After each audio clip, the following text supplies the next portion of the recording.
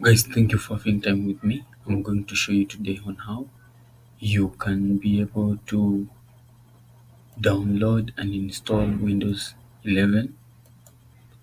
So the first thing you come to your browser, which is either Chrome, Mozilla Firefox, or any other kind of browser that you are using.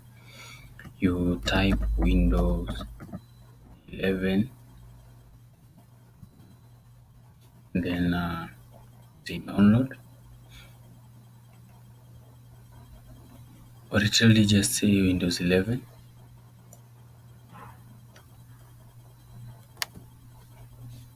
Automatically the first one to pop up will to be the first priority. We have some options there, just skip them down. Go and select this one, which is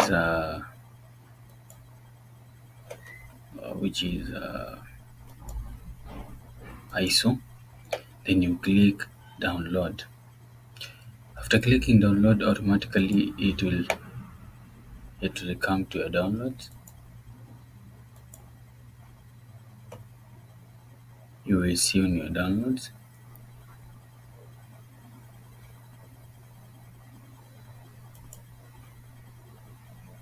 Basically, you will see it with your download section, and then yeah, you can see it's there. This is ISO. Then you will say show all folder.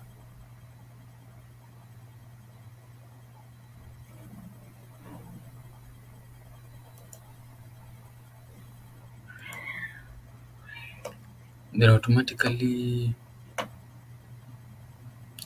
at first, don't forget you should have installed the PC health check.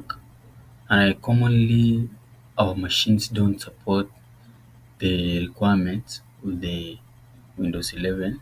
So what the first thing, you just install the PC health check, and it's going to help you. No, so you're going to extract this one, make a folder or make another. But as for me, I made a partition on my computer. This is where I installed it. This is now my setup.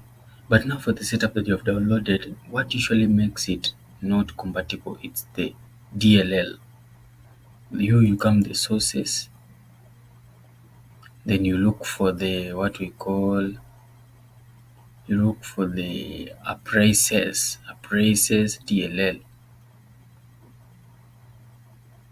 Appraisers DLL, this one, and then you open it with Notepad.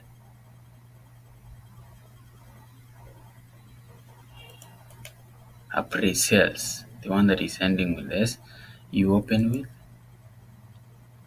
then you say Notepad. Then from there you can be able to run it successfully without any problem.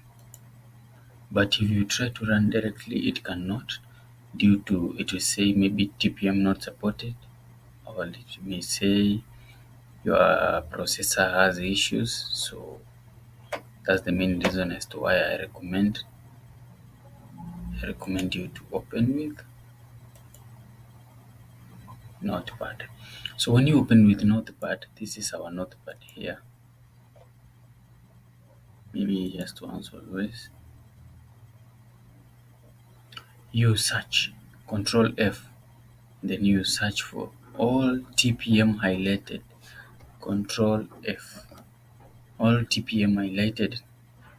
So after seeing that, you delete, then you copy back the parentheses DLL back to the installing software. Then after that, all is going to accept the installation. Guys, thank you for watching the video.